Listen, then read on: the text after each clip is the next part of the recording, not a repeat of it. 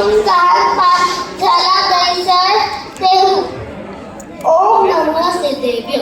आज स्मृति पर मैं किसी राजा या रानी की काल्पनिक कहानी लेकर नहीं आया, बल्कि स्वयं मेरी और आपकी यानी एक अनादि देव की महायात्रा लेकर आया हूँ।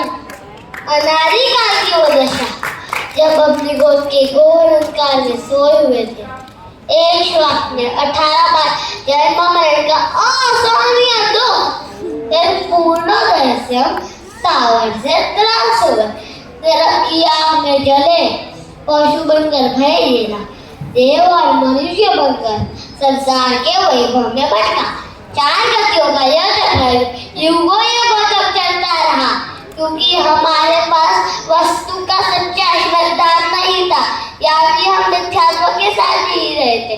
परंतु भटकाव के उस महासागर में एक दिन हमें पतवार मिल गई। आचार्य उमा स्वामी के ग्रंथ मोक्षास्त्र और उसके प्रथम अध्याय से गूंज उठा, सम्यक दर्शन ज्ञान चारित्राणि मोक्ष मार्ग। ओह, मानव बंधकों को रोशनी मिल गई। गुरु ने सिखाया, यह जो रूप रंग है, यह जो धन दौलत है, यह तो पुद्गल है, अजीब है। मैं तो ज्ञाता दृष्टा विनाशी जीव तत्व हूँ। वर्धन से वो कैसा? जैसे ही यह बेजुबान हुआ, इच्छा तो के पर्दे फटकर अंतरात्मा में सम्यक होगा, अलौकिक सूर्य उदय हो गया और भटकाव थम गया। मार्ग में रुका था, पर यात्रा बाकी थी। नशाए भारत प्रति समय जो कर्म आत्मा में प्रवेश कर रहे थे, वो आश्रय और बंध था।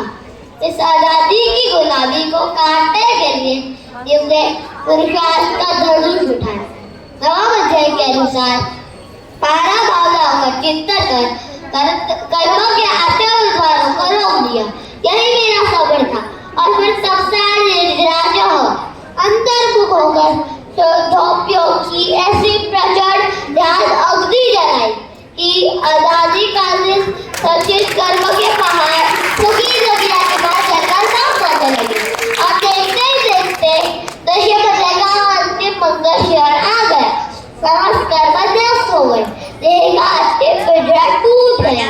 जैसे सुअर का बीज बंधन मुक्त होकर ऊपर जाता है, वैसे यह शोधात्मा एक ही समय में लोग के सर्वोच्च शिखर चित